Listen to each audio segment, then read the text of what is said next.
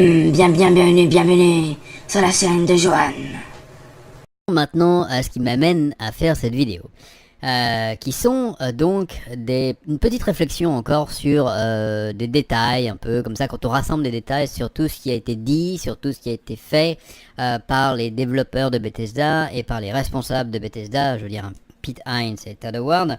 Dans leurs interviews, des fois, c'est vrai que les interviews une par une, ça apprend des choses, et puis comme ça on passe en passant, mais c'est vrai que si on regroupe les différentes informations qui se rapportent au même sujet des différentes interviews, on arrive quand même à décortiquer un petit peu et à voir un petit peu ce qui se passe. Alors, tout d'abord, c'est vrai qu'il faut se rappeler, dans un premier temps, que il n'y a pas de PNJ dans Fallout 76. Bon, ça, maintenant on est au courant.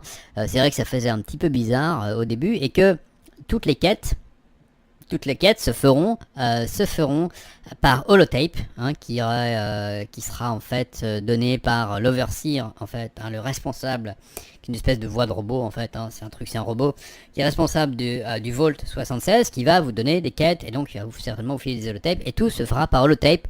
Alors holotape qu'on pourra looter, en fait, apparemment, qu'on pourra trouver, je pense, et tout se fera par holotape. Comme l'avait dit un développeur il n'y a pas si longtemps que ça. Our quests are given out largely through holotapes, notes, terminals, and the story is very organic. It's the story of the survivors that went out before you, the first 25 years after the bombs dropped. So you'll engage in their story. We added a lot of holotapes to this game. You'll hear a lot of audio. You will, of course, be able to, so that the story is actually rich in a way because you'll be able to hear it as you continue to quest along. And enjoy the experience in a way we haven't done before. Voilà, donc ça sera un petit peu particulier, une petite différence par rapport, enfin même grosse différence, je dirais, par rapport à leurs autres jeux. Donc voilà, on pourra écouter en fait des holotapes et qui donneront des quêtes. Donc pas d'interaction avec des PNJ, mais ce sera de l'audio, beaucoup d'audio, comme ça, pur, pas trop de visuel. Oui, pourquoi pas, écoutez, ça fait un peu cheap quand même, ça fait un peu radien de pas avoir mis des PNJ mais de les remplacer par des cassettes audio.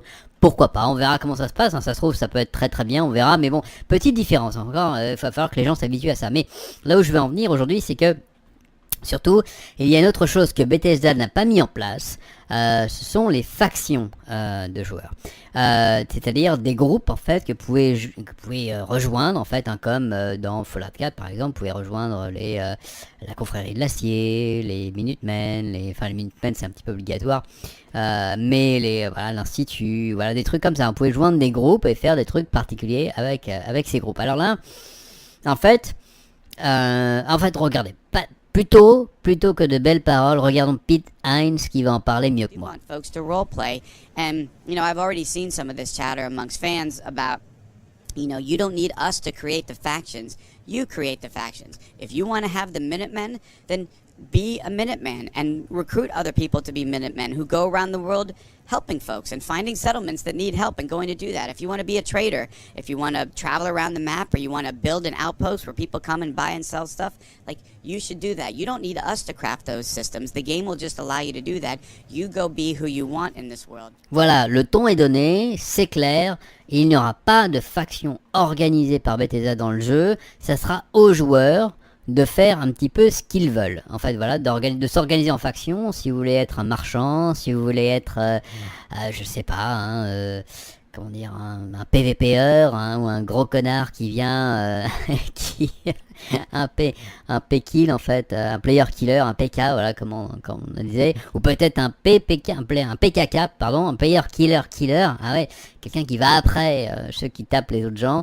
Ah, on peut faire, en fait, voilà, ils veulent vraiment que ça soit beaucoup de social et que les gens s'organisent et fassent ce qu'ils ont envie de faire. Alors, moi, c'est vrai que j'ai fait quelques vidéos où j'abordais les bons côtés de Fallout 76 et les mauvais côtés. Pour moi, ça c'est un peu bizarre et je ne sais pas trop à quoi m'attendre, parce que c'est très bien de dire aux joueurs, voilà, faites ce que vous voulez. Ça fait un petit peu RP, mais alors le RP c'est gentil, mais le RP pur, où là on se crée un univers avec pas grand chose en fait.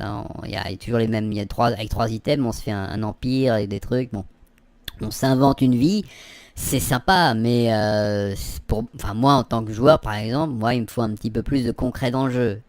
Alors est-ce qu'il y aura des choses pour quand même sur lesquelles s'appuyer pour faire un petit peu sa propre faction ou jouer un petit peu comme on veut, ou alors est-ce que c'est le freestyle total et du coup là moi en tant que joueur, moi comme joueur, je sens que je vais m'ennuyer très très vite parce que si par exemple on veut faire marchand et que on peut juste mettre une borne avec nos items dedans et que les quelques joueurs qui vont passer par hasard sur la borne arrivent à la voir et viennent acheter 3 items toutes les 12 heures, c'est pas très intéressant en fait. Voilà, vous voyez, c'est un peu le truc, quoi, c'est un peu le problème. Dans les MMO, il y a certains MMORPG, je m'y connais un petit peu en jeux vidéo et les MMORPG c'est quand même un peu mon truc.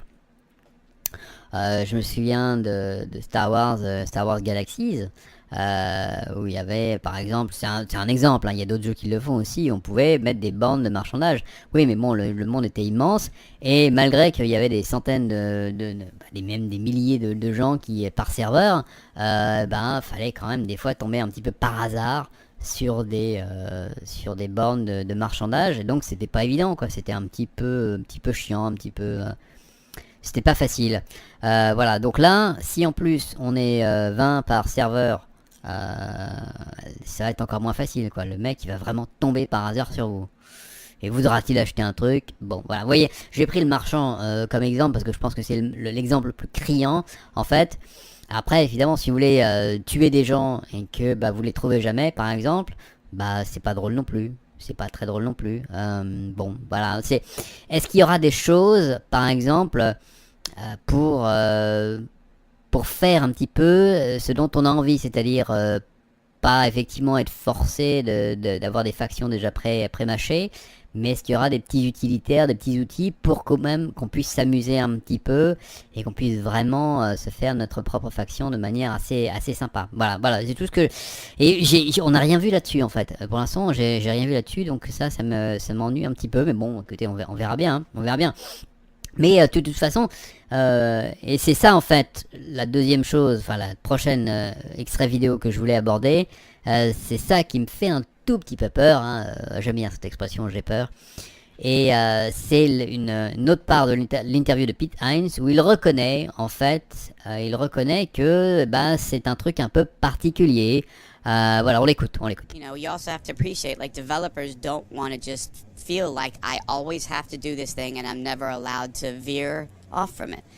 Just be alternating Fallout and Elder Scrolls. Well, or even if they went to another franchise, it's like, no, you can only ever do single player, like you can't ever do anything else, and they don't always want to do that. And in this case, they're going to try something else that hopefully incorporates multiple different ways of playing the game. Folks that are skeptical are going to come around. And if not, you know what? Totally fine. Like, we never make games to say, look, you have to play this or you must play this. It's up to players to figure out what kind of experiences they want, what kind of games they want, and if it's the stuff that we're making, awesome. And if not, well, maybe the next one will be. Voilà, vous voyez, dans son interview, là, dans ce petit extrait d'interview, il termine bien, les développeurs veulent vous donner plus de liberté, plus de trucs, de faire ce que vous voulez, que ça soit donc dans notre jeu ou dans un autre jeu, et que voilà, si vous ne trouvez pas ce que vous voulez dans notre jeu, et tant pis, on réussira mieux la prochaine fois. Donc il se rend bien compte qu'en fait c'est un style de jeu un peu particulier auquel ils touchent, ils n'ont jamais essayé, et que ça plaira pas forcément à tout le monde, on va dire, voilà, et que donc il se prépare déjà à ce qu'il y ait des gens qui accrochent pas et qui aillent autre part. Donc voilà, c'est pour ça. Moi je sais, on verra comment ça se passe, mais c'est vrai qu'en tant que joueur, si t'arrives tout seul dans un monde comme ça et puis que c'est un peu débrouille-toi, ça va pas être facile. Mais bon, allez, on verra bien. J'espère que ça vous aura plu. Comme d'habitude, dites-moi dans les commentaires, vous, ce que vous pensez à propos des factions, à propos du fait que Bethesda ne va proposer aucune faction et que ça sera aux joueurs de créer les leurs. Et que vous, qu'est-ce que vous comptez faire comme faction, évidemment. Voilà, peut-être, je sais pas, infirmier, ou star de film X. Bon, non, ça, c'est pas encore disponible. Mais peut-être ça sera un DLC. Hein, peut-être un DLC. On va voir. Allez, amusez-vous bien. Et à bientôt.